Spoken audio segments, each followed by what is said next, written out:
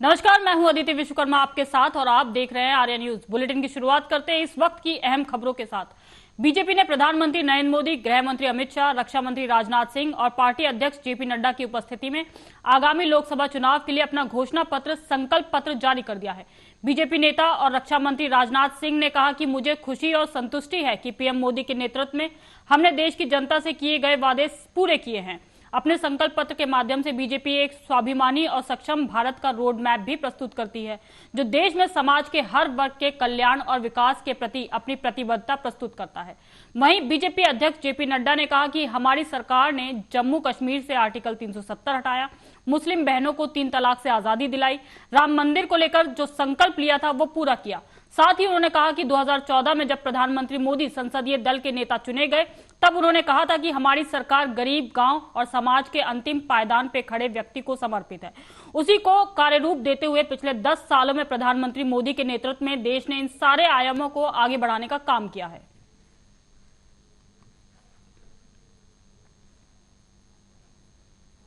Clear mandate के clear results होते हैं और क्लियर मैंडेट आपने दिया, उसका क्लियर नतीजा निकला और वह नतीजा यह है, हमने 1951-52 में कहा एक देश में 2 निशान, 2 विधान, 2 प्रधान नहीं चलेंगे। हम 1951-52 से ये बात कह रहे थे, लेकिन आपने क्लियर मैंडेट दिया और 2019 के 6 अगस्त को धारा 370 को एब्रोगेट कर दिया गया, धाराशाही कर दिया गया।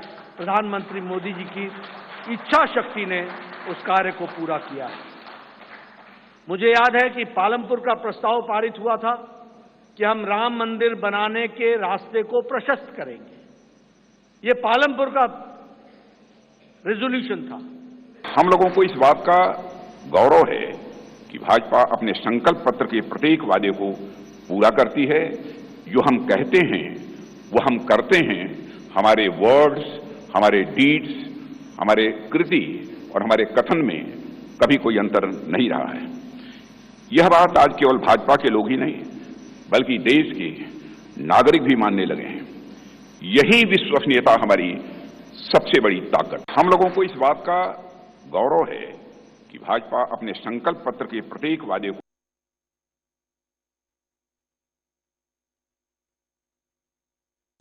ईरान ने इजराइल पर अपने पहले सीधे हमले में विस्फोटक ड्रोन और मिसाइलें लॉन्च की।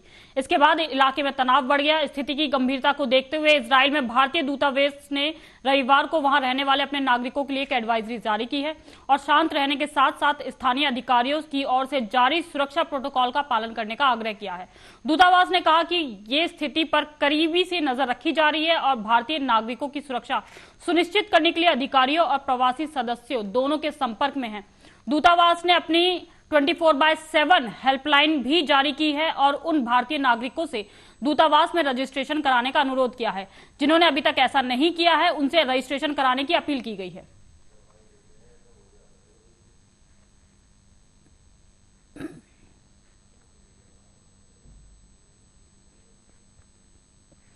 कांग्रेस ने बीजेपी के घोषणा पत्र को लेकर तंज कसते हुए कहा कि इसमें किए गए वादे पूरी तरीके से खोखले हैं। 2014 में कहा गया था कि स्पेशल टास्क फोर्स बनाकर काला धन वापस लाया जाएगा, लेकिन इलेक्टोरल बॉन्ड आ गया। कांग्रेस अध्यक्ष मल्लिकार्जुन खड़गे ने कहा कि प्रधानमंत्री नरेंद्र मोदी ने पिछले 10 सालों में गरीबों के लिए कुछ नहीं किया। बीजेपी के घोषणा पत्र पर भरोसा करना ठीक नहीं है। कांग्रेस अध्यक्ष खड़गे ने आगे ये भी कहा, घोषणा पत्र को लेकर कि पार्टी को महंगाई की बिल्कुल भी चिंता नहीं है। प्रधानमंत्री मोदी ने कहा था कि वह किसानों की आय दोगुना कर देंगे, लेकिन उन्होंने एमएसपी को बढ़ा देंगे और इसको कानूनी गारंटी देंगे, लेकिन उन्होंने अपने कार्यकाल में कोई भी ऐसा बड़ा काम नहीं किया जिससे देश के सभी लोगों को फायदा हो। मल्लिकार्जुन ने यह भी कहा कि युवा नौकरी की तलाश में है, महंगाई आसमान छूने लगी है, इन्हें महंगाई, बेरोजगारी की कोई चिंता नहीं है। 10 साल में आदमी गरीबों के लिए कुछ नहीं कर सके। इससे साबित होता है कि उनके पास लोगों को देने के लिए कुछ भी नहीं है। किसानों की आमदनी डबल करूंगा, ये उन्होंने कहा था, वही गारंटी। और एमएसपी मैं बढ़ाऊंगा और एमएसपी को मैं लीगल स्टेटस दूंगा, ये कहा था, यही उसकी गारंटी। और अपने कार्यकाल में उन्होंने ऐसा कोई बड़ा काम नहीं किया जो सारे देश के जनता को, युवाओं को, किसानों को उससे लाभ कर रहे हैं सर, कर रहे हैं। अब युवा तो नौकरी के लिए तड़प रहे, रास्ते पे आए और इन्फ्लेशन इतना बड़ा है, सभी दाम खाने पीने के और सभी चीजें। कांग्रेस प्रवक्ता सुप्रिया श्रीनेत ने भी प्रेस कॉन्फ्रेंस कर बीजेपी के घोषणा पत्र को लेकर निशाना साधा है। उन्होंने कहा कि बीजेपी के संकल्प पत्र में किए गए वादे पूरी तरीके से खोखले हैं। पीएम मोदी झूठ बोलते हैं। बीजेपी के घोषणा पत्र में एमएसपी का कहीं जिक्र नहीं है। महंगाई से देश की गरीब की कमर टूट चुकी है। मोदी जी के घोषणा पत्र में मणिपुर का कहीं जिक्र नहीं है। चीन कहां तक घुसा है, मोदी जी ने इस पर कुछ नहीं कहा। युवा और किसान पर भी बात नहीं की। एक बड़े पते की बात है, कांग्रेस की मैनिफेस्टो कमेटी का गठन दिसंबर 2023 में हुआ था। भारत जोड़ो यात्रा जो कन्याकुमारी से कश्मीर और भारत जोड़ो न्याय यात्रा जो मणिपुर से मुंबई चली, और जितने लोगों के सुझाव हमने सुने, लोगों की आशंकाएं, लोगों की अपेक्षाएं, लोगों की उम्मीदें, उन सब को मिलाकर हमने अपना एक घोषणा पत्र बनाया। हमारी घोषणा पत्र की कमेटी, जिसके सदस्य अमिताभ दुबे जी यहां पर बैठे हैं, वो हिंदुस्तान के अलग अलग शहरों में गए, अलग अलग वर्गों से, अलग अलग कम्युनिटीज से, अलग अलग ग्रुप से मिले और फिर भविष्य का एक खाका तैयार हुआ जो हमारा न्याय पत्र है। एक बड़े पते बीजेपी के मैनिफेस्टो पर कांग्रेस नेता पवन खेड़ा ने भी तंज कसते हुए कहा कि यमराज ने एक मशीन बनाई थी जिसमें झूठ बोलने पर घंटी बजने लगती है। आज सुबह से घंटी लगातार बज रही है। हैरानी में यमराज ने चित्रगुप्त से पूछा, ये घंटी क्यों बज रही है? चित्रगुप्त ने कहा कि महाराज, आज मोदी जी का संकल्प पत्र जारी होने वाला है। हमें बीजेपी के संकल्प पत्र के नाम से घोर आपत्ति है। इसका नाम माफीनामा होना चाहिए। मोदी जी को देश के दलितों, किसानों, नौजवानों, आदिवासियों से माफी मांगनी चाहिए थी। पवन खेड़ा ने आगे ये भी कहा कि 2014 में घोषणा पत्र में प्रधानमंत्री नरेंद्र मोदी ने वादा किया था कि स्पेशल टास्क फोर्स बनाकर काला धन वापस लाएंगे, लेकिन इलेक्टोरल बॉन्ड आ गया। नॉर्थ ईस्ट में कानून व्यवस्था मजबूत करेंगे, लेकिन मणिपुर हिंसा जारी है, जिस पर पीएम मोदी ने चुप्पी साध रखी है। स्पेशल पैकेज से 100 जिलों की गरीबी दूर करेंगे, लेकिन हंगर इंडेक्स के आंकड़े पोल खोलते हैं। कांग्रेस नेता ने यह भी कहा कि 100 नई स्मार्ट सिटी बनाएंगे, लेकिन चीन सीमा पर स्मार्ट गांव बसा रहा है। नरेंद्र मोदी के इन वादों से जनता ऊब चुकी है और बेहद आक्रोशित है। यमराज ने एक ऐसी मशीन बनाई थी कि जब भी कोई झूठ बोलता था वो टन टन आवाज शुरू हो जाती थी।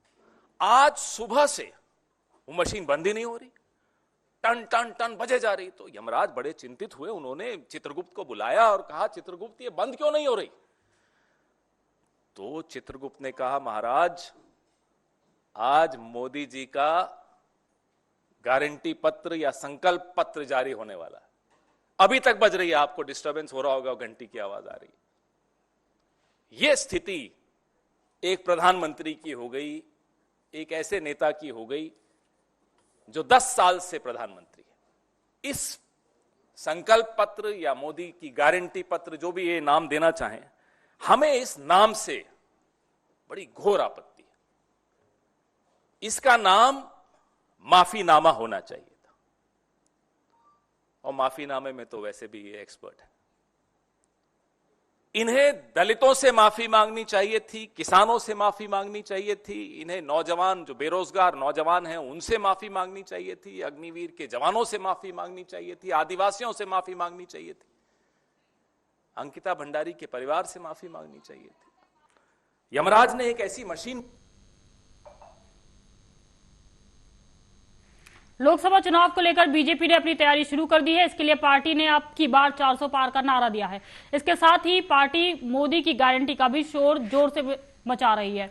2024 लोकसभा चुनाव में बीजेपी की नजर हैट्रिक लगाने पर है। प्रधानमंत्री नरेंद्र मोदी के नेतृत्व में पार्टी लगातार तीसरी बार केंद्र पर सत्ता काबिज होने की कवायद में जुड़ी हुई है।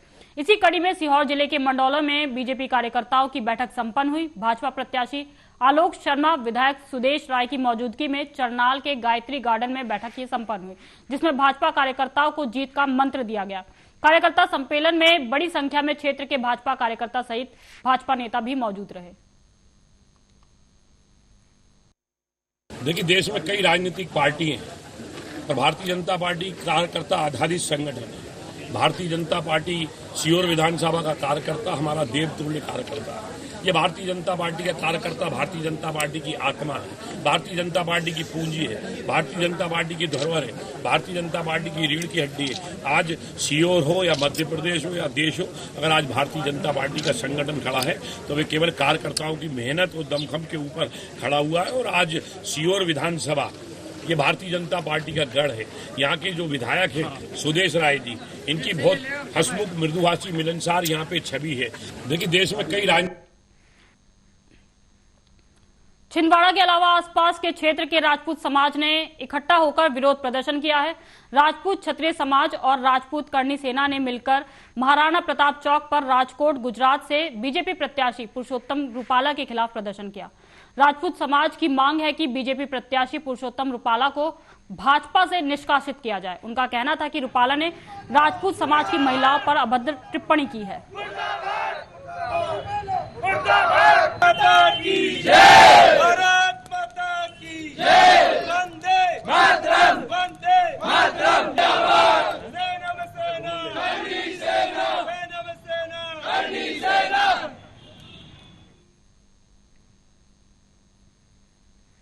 जौनपुर लोकसभा क्षेत्र से भाजपा के बाद अब अखिल भारतीय हिंदू महासभा ने मंगलेश्वर त्रिपाठी को चुनावी मैदान में उतारा है।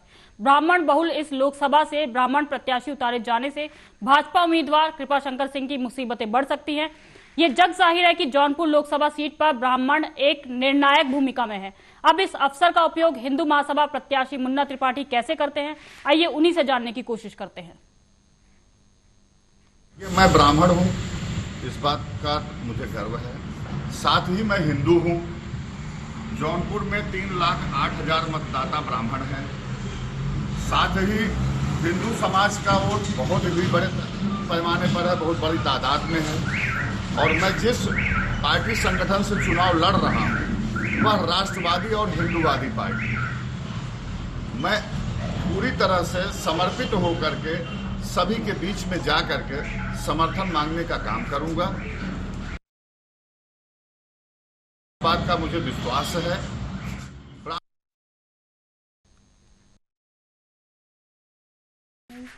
सभी समाज का समर्थन मिल रहा है और सभी लोग साथ जुड़ रहे हैं। यह आने वाले समय में लोगों को दिखाई देने लगेगा। देखिए, मैं ब्राह्मण हूं।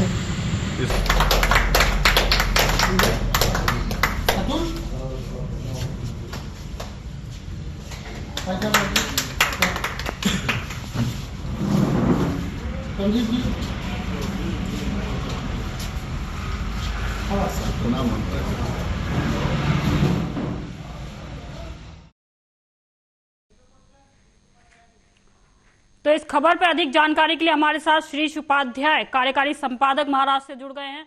उन्हीं से जानते हैं कि क्या समीकरण है इस सीट पर। जौनपुर से क्या समीकरण बैठ रहे हैं? मंगलेश्वर त्रिपाठी को हिंदू महासभा ने उतारा है, क्या लगता है सर आपको? जौनपुर से भारतीय जनता पार्टी की तरफ से कृपाशंकर सिंह को काफी समय पहले उतार दिया गया था। अब यहाँ जौनपुर की लोकसभा सीट पर ब्राह्मणों की बहुत बड़ी संख्या है, लगभग 3 लाख के आसपास यहाँ मतदाता है ब्राह्मण के। और पिछली बार जब लोकसभा चुनाव हुआ था, उस लोकसभा चुनाव में भारतीय जनता पार्टी को 4,40,000 के करीब वोट मिले थे। और उस समय के भारतीय जनता के प्रत्याशी केपी सिंह लगभग 80,000 वोट से आ रहे थे। लेकिन उस समय ये था कि समाजवादी पार्टी और बसपा दोनों मिल करके लड़ रही थी। इस बार जो है इस लोकसभा क्षेत्र में ब्राह्मण मतदाता इतनी बड़ी संख्या में है कि वही निर्णायक भूमिका में आप सभी लोगों को दिखेगा।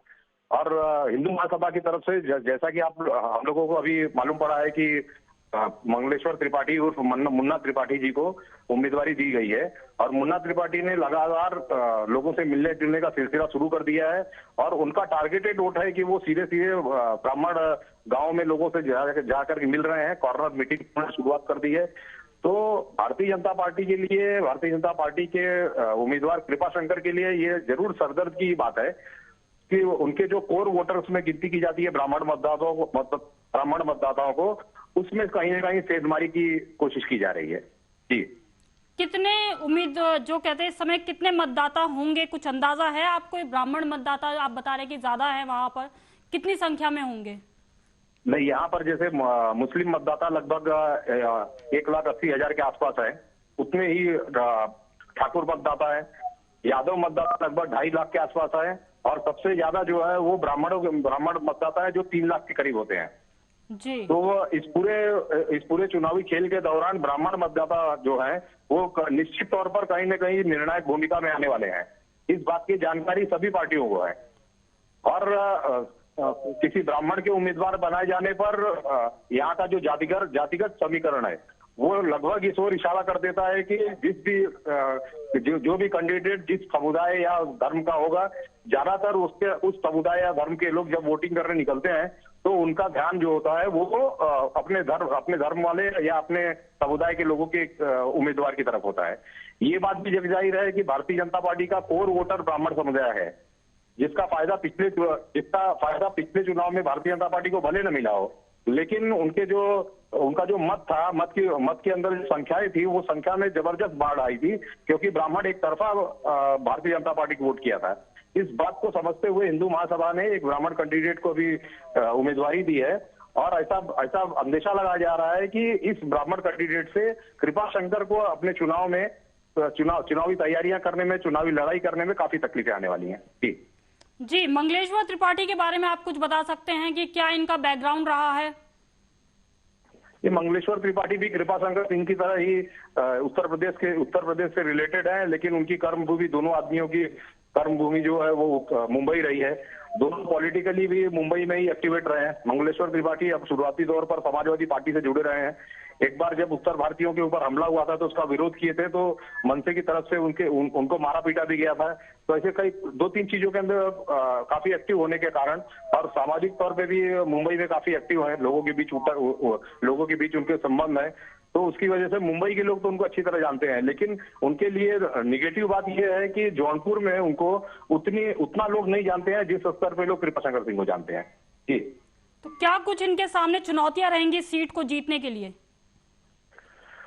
नहीं, एक तो क्या है कि हिंदू महासभा का संगठन जो है, पार्टी का संगठन जो है, वो भारतीय जनता पार्टी के संगठनात्मक शक्ति के सामने जीर्ण शीर्ण समझिए।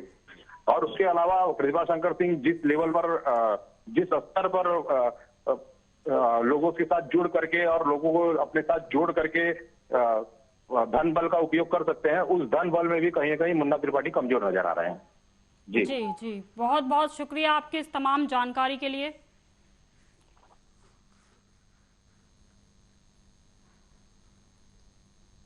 तो जौनपुर सीट से मंगलेश्वर त्रिपाठी को हिंदू महासभा ने उतारा है। बहरहाल रुक करते हैं अब अगली खबर की ओर। छिंदवाड़ा के अलावा आसपास के क्षेत्र के राजपूत समाज ने एकत्रित होकर विरोध प्रदर्शन किया। राजपूत क्षत्रिय समाज और राजपूत करणी सेना ने मिलकर महाराणा प्रताप चौक पर राजकोट गुजरात से बीजेपी प्रत्याशी पुरुषोत्तम रूपाला के खिलाफ प्रदर्शन किया। राजपूत समाज की मांग है कि बीजेपी प्रत्याशी पुरुषोत्तम रूपाला को भाजपा से निष्कासित कर दिया जाए। उनका कहना है कि रूपाला ने राजपूत समाज की महिलाओं को लेकर अभद्र टिप्पणी की है।